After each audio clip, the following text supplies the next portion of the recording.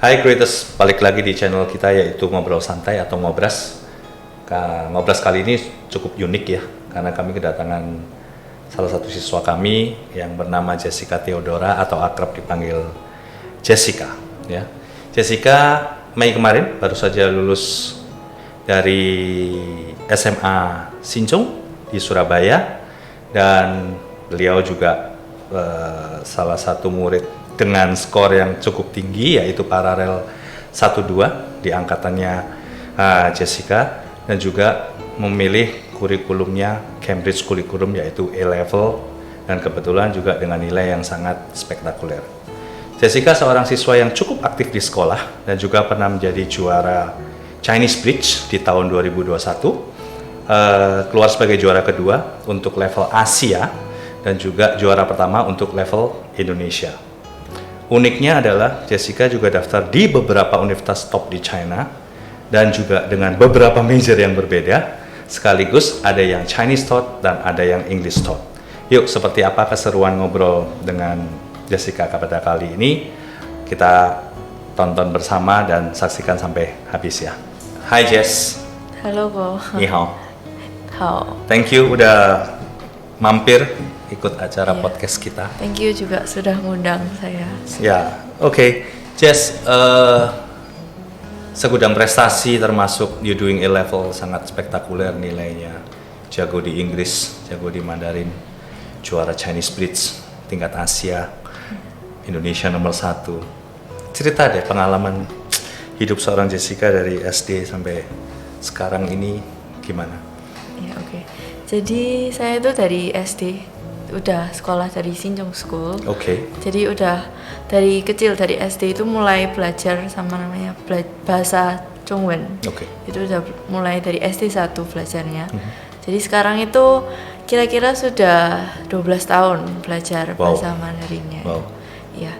Dan gara-gara itu juga sudah lumayan lancar berbahasa Cina dan familiar dengan culture-nya di sana, cara hidupnya dan lain sebagainya. Gitu. Nah, pada waktu kecil sering ikut les nggak? Biasanya kan dilesin ini dan itu. Betul. Sebenarnya dari kecil untuk bahasanya Chinese itu nggak pernah les, jadi pure belajar dari sekolah aja. And self study ya? Iya, self study juga. Lalu untuk Inggrisnya itu les cuman kemarin untuk preparation IELTS gitu. Jadi sebelum tes IELTS you take preparation class. Iya, betul. IELTS skor berapa, Jess? IELTS-nya kemarin dapat band 8. Wow. Luar biasa. HSK kalau nggak salah 5.250-an ya? Betul. Sedikit menarik. Apakah in your family you speak Chinese all the time? Enggak, papa sama mama sebenarnya nggak bisa bahasa Zhongwen. Biasanya ngomongnya sama grandparents aja, sama Nai gitu. Tinggal bersama?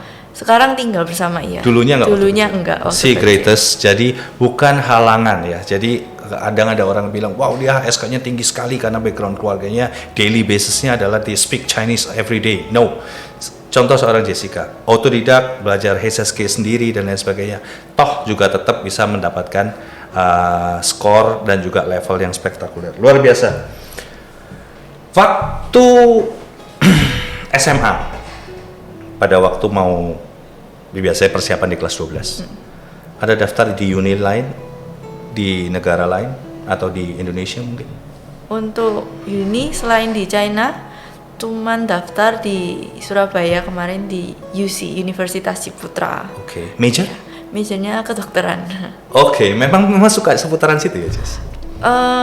Enggak sih, cuman kemarin kebetulan ada kerjasama sama sekolah, jadi coba daftar situ buat backup aja.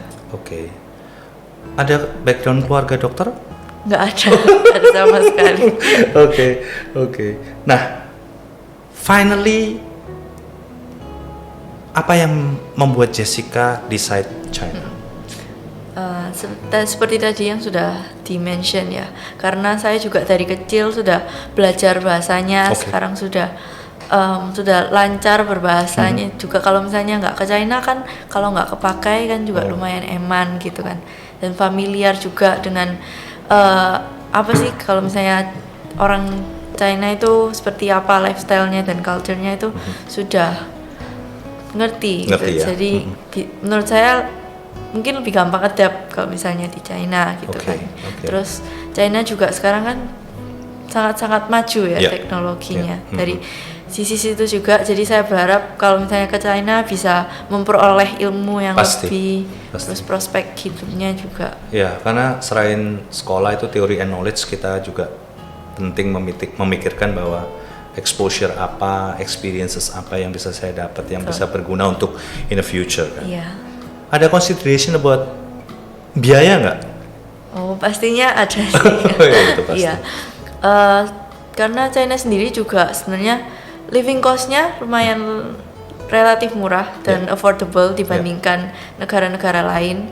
Dan juga ini negaranya kan bisa dibilang nggak seberapa jauh dari Indonesia karena masih di Asia. Iya. Betul. Pada waktu itu apply 4 ya Jess? 4 uni. Dan as I remember, yang kita bantuin application itu ke 4 university ini adalah top universities di China. Bisa di-mention nggak 4 university ini apa aja? Jadi kemarin saya tuh daftarnya Fudan Daxue, Fudan University, Zhejiang Daxue, lalu SCUT, dan yang terakhir Sastek. Pada waktu, waktu di Fudan major apa? Waktu di Fudan itu saya apply-nya clinical medicine, lalu yang di Zhejiang itu food science and engineering, yang di SUT juga food science and engineering, dan yang terakhir di Sastek itu biomedical engineering. Luar biasa. Jadi greatest, kebetulan seorang Jessica kami bantu application-nya ke 4 top university tadi, dan puji Tuhannya 4-4-nya admission, terutama di Fudan University dengan major clinical medicine ya, atau dalam bahasa Mandarin kita sebut adalah Lin Chuang Yixue. Jadi kebetulan Jessica juga daftar di Fudan, di Zhejiang, dan juga di SCUT. Ketiga-tiganya ini adalah Chinese based course. Kecuali yang di Sastek, yaitu Southern University of Science and Technology, Biomedical Engineering, ini yang pengantarnya bahasa Inggris.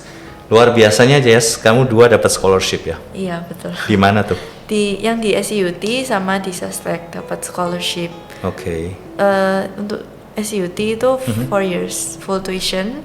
Nice. Dan yang di Sastek itu 4 years full tuition juga, tapi juga dibiayai biaya akomodasi. 4 tahun. Lalu dikasih uang saku juga. Uang sakunya 2.500 per bulan ya, 2.500 RMB per bulan selama 4 tahun. Jadi ceritanya Jess, beli tiket pesawat, bawa koper, and study hard. Congratulations. Thank you. Luar biasa ya. Why finally decide Sastek? And sekalian deh, why biomedical? Jadi kemarin tuh sebenarnya main tujuannya itu kan pinginnya kedokteran. Jadi sebenarnya pinginnya yang di Fudan Daxue. Cuman setelah diskusi lagi sama orang tua, ternyata mereka itu berharapnya dapatnya yang scholarship gitu. Jadi cuman bisa pilih antara SUT atau Sastek ya. Lalu karena ini 2 jurusan yang berbeda, saya juga take into consideration tentang jurusannya. Selain tempatnya yang relatif sebenarnya dua-duanya di bagian selatan ya. Jadi satu di Guangzhou, satu lagi di Shenzhen. Iya, jadi nggak seberapa ekstrim ini weathernya gitu kan. Tapi untuk majornya, menurut saya lebih biomedical engineering ini lebih promising ya future-nya, kayak untuk kedepannya kerja karirnya lebih luas. Mungkin ya lebih luas dan akan lebih ada potensi untuk berkembang. Especially after COVID ya. Iya. Sekarang banyak siswa kita yang juga ngambil biomed, banyak banget. Jadi biomed, biotech itu cukup banyak. Food science juga. Cuman food science dari dulu juga lumayan banyak, Tapi kebelakangan sini biomed sama biotech mulai grown up nih siswanya. Waktu di Sastek pasti ikut entrance examination. Boleh cerita? Jadi untuk di Sastek itu entrance examination-nya ada 2. Yang pertama itu ujian tulisnya, lalu ujian interview. Jadi written sama interview ya? Iya, betul. Untuk ujian tulisnya itu kan setelah di-review dokumennya oleh Oke. pihak uni, kita dipanggil untuk ujian. Dan kebetulan kemarin saya itu online ujiannya lewat Zoom ya. Yes. Lalu untuk setelah itu mau prepare untuk belajar ini untuk take testnya itu saya search di websitenya. Oh ya, they gave the example of entrance examination ininya ya. kan. Mereka kasih apa aja sih yang perlu dipelajari gitu. Dan kebetulan ketika saya buka itu silabusnya sama persis seperti punyanya A-levels. Oh ya, because you're checking Ya, Cambridge A-level Di ya. Sinchung juga kebetulan belajarnya kan sama A-levels juga. Okay, what subjects? Kemarin ini ujiannya Math sama Fisik 2 subjek saja. Oke, dan dua-duanya standar A-level. Betul. Wah, puji dua-duanya Tuhan. standar A-level. Jadi bisa dikatakan fine ya untuk ngikutin ujiannya. Fine. Dan nggak perlu kayak belajar benar-benar topik yang baru gitu. Ya, karena selama ini you're taking that course Iya, ya. betul. Tapi kalau mungkin ya untuk creators di luar sana yang not taking A-level, it's going to be challenging ya. Iya, mungkin Harus. agak susah. Okay. Thanks. After the test, Math and Physics as a entrance examination, you're doing interview. Betul. Gimana soal interview itu? Untuk interviewnya kemarin itu mereka require kita untuk prepare self introduction PPT selama 5 minutes. Oke. Itu terserah kita mau isi apa gitu. Setelah introduction kita ada sesi Q&A selama 10 minutes Oke. oleh profesornya. How many professors? Kemarin ada sekitar 4. Oke. Empat profesor. Dari 4 professors itu kan pasti ada ya kurang lebih 4 pertanyaan tentunya ya. Iya, betul. Which one do you think it's quite Quite susah. challenging ya? Yang interview ini pertanyaannya juga lumayan challenging sih menurut saya. Oke. Boleh deh cerita deh. Iya, apalagi saya yang nggak terbiasa untuk ngomong public speaking dan lain sebagainya gitu. Jadi very nervous dan beneran keluarnya pertanyaannya juga nggak main-main gitu. Oke. Kemarin sempat ditanyai oleh satu profesor itu tentang kalkulus. Jadi Oke. benar-benar ditanyai mendalam tentang kalkulusnya. Ditanyai kamu dari kalkulus paling suka kerjain bagian apa, soal bagian apa. Terus kemarin kan jawabnya saya differentiation. Ditanyai apa definisinya differentiation dan lain sebagainya gitu. Yang benar-benar mendalam gitu. Oke. Iya. Ada lagi nggak profesor lain yang nanya ya menurut Jessica yang sampai hampir speechless katakanlah? Yang hampir speechless itu, ada satu profesor itu nanya tentang nilai sekolah saya kan. Dan kebetulan saat itu rapot semester 1 kelas 12 saya itu fisiknya agak fallback dibandingkan pelajaran sains lain gitu. Jadi dia tanya, kenapa nilai fisikmu ini lebih nggak unggul daripada yang lain karena majornya biomedical engineering ini kan sangat dominan fisik. Yes, because it's engineering. Iya, betul. Ya, jadi waktu itu langsung cari get an langsung idea. blank, tapi ya cepet-cepet cari jawaban. Kemarin jawabnya sih kira-kira seputar, karena kalau misalnya fisik mungkin agak lebih nggak bagus nilainya itu, tapi sebagai orang yang fast learner. ya lumayan cukup fast learner dan cukup nangkepnya itu cepat. Mungkin kalau misalnya saya lebih diperhatikan fisiknya lebih giat lagi, pasti bisa gitu. Dan fallbacknya juga kan nggak sampai yang nilainya jelek banget gitu kan, enggak. Pada waktu sebelum kita podcast ini offline tadi ngobrol sama Jessica, dia kasih bocoran bahwa A-levelnya beliau yaitu AAA and 1A stars, luar biasa ya, dan A starnya di chemistry. Wow, cocok. Jadi biophysics, math, chemistry ini yang semuanya ada di biomedical plus engineering. Please put more attention on your physics ya. To be honest, mungkin pada waktu itu kalau mau jawab jujur, aku nggak terlalu suka fisik mungkin ya. Cuman kan nggak boleh gitu jawabannya ya. Tapi ya nggak berapa suka fisik. Iya, karena kalau sama saya bukan interviewernya Sastek loh. Ya. Oke. Sempat bikin personal statement pastinya, salah satu syarat dokumen. Any tips untuk bikin great and strong personal statement? Jadi untuk personal statement ini sebenarnya sudah basic ya. Untuk hampir semua university application sekarang, bahkan yang nggak di China pun pasti perlu ya untuk personal statement. Dan untuk personal statement ini menurut saya harus very very eye catching, sama jangan dibuat klise, jangan dibuat biasa aja gitu. Karena apa? Karena dari yang nge-review application-nya kita itu pasti nggak cuma baca puluhan, bahkan ratusan atau ribuan kan ya dibaca ini personal statement-nya. Jadi kita harus benar-benar bikin yang menarik perhatiannya mereka, jadi ternotis gitu intinya. Oke, konkretnya pada waktu itu Jessica yang merasa you made the personal statement, di poin bagian mana yang Jessica merasa ini eye catching? Kalau saya kemarin sih nulisnya tentang sebuah turning point di hidup saya yang bisa membuat saya decide untuk pursue di major ini, di field biomedical engineering ini. What is a turning point? Kalau masih ingat. Sebenarnya saya nulisnya itu kemarin tentang kenapa saya mau jump into the medical field gitu ya. Karena dulu sempat ada engkong saya itu terkena disease kidney gitu. Jadi itu merupakan sebuah dorongan, motivasi, motivasi. Dan juga saya bilang di personal statement saya, taking prospect untuk perkembangan teknologinya. Jadi saya juga pilih yang engineering gitu. Wow, luar biasa ya. Itu memang akan menjadi, kalau dibaca sih memang benar-benar eye catching ya. Termasuk pengalaman pribadi seorang Jessica bagaimana flip gara-gara your grandpa ya kan, ada sakit terus termotivate untuk terjun di dalam medical. Sip.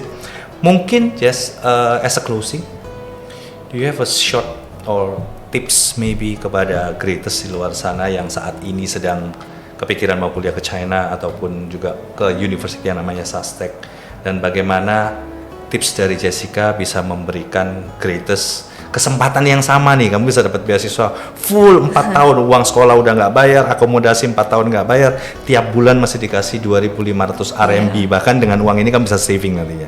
Trust me, selama kamu hidup sebagai seorang mahasiswi, ini 2.500 is more than enough. Oke, silakan Jess, mungkin ada. Oke. 首先想要去中国上大学的朋友们，你们要首先最重要的就是你们要考好 HSK， 因为大部分在中国的大学都需要你们考 HSK， 对，然后呢，你们也需要检查每所大学他们需要你们准备什么资料，对，然后现在上高中的朋友们也要好好学习，因为你们高中的成绩也是特别重要。特别是如果你们想要拿到奖学金，对。然后呢，有些大学也需要你们考 IELTS， 要 IELTS 的证书或者 TOEFL 的证书，所以你们要好好看一下他们需要你们准备什么材料、什么资料，对。最后呢，要选大学的时候，你们要好好考虑它的排名、专业，然后它那里的地方、那里的天气、生活费等等。你们加油。OK， 刚才你全部是用中文，我就是没有想到你就是直接用中文讲。OK， 那么可能外面的那些 creators， 可能他一些朋友们还不太听得懂汉语。刚才你说的用汉语，可以用印尼语吗？就是给他们。可以。Oke, untuk kalian yang ingin apply university ke China, pertama-tama pastikan untuk ujian HSK dulu. Itu sangat penting dalam apply university China, terutama yang Chinese based course ya. Mereka kebanyakan pasti require kalian untuk ada sertifikat HSK ini. Lalu juga beberapa uni juga perlu IELTS atau TOEFL. Jadi kalian pastikan cek dulu requirements-nya uni dan major yang kalian apply itu apa saja ya. Lalu tentunya sekarang nilai rapot SMA itu sangat-sangat penting, apalagi kalian yang mau apply untuk beasiswa ya. Itu sangat penting nilai SMA. Jadi pastikan jangan sampai rapotnya itu ya intinya dibaguskan nilai rapotnya gitu ya. Lalu yang terakhir juga kalian harus pikirkan baik-baik, consider ranknya uninya, lalu majornya, lalu tempatnya, kotanya dan weathernya, lalu living costnya juga perlu diconsider gitu. Alright, thanks Jessica. Short tips buat creators di luar sana. Thank you so much. Dan juga thank you udah hadir di podcast kita. Iya, thank you juga udah undang. Once again, congratulations beasiswa di Sastek full. you. Dan yang kedua adalah good luck. Okay, Yeah. Study hard and reach your dream. Yeah, thanks again Jessica for coming. Thank you. Well, greaters, this is the end of today's segment, yaitu ngobrol santai. So if you like this video, don't forget to press the like button and subscribe to our channel. See you again in our next video. 再见，拜拜。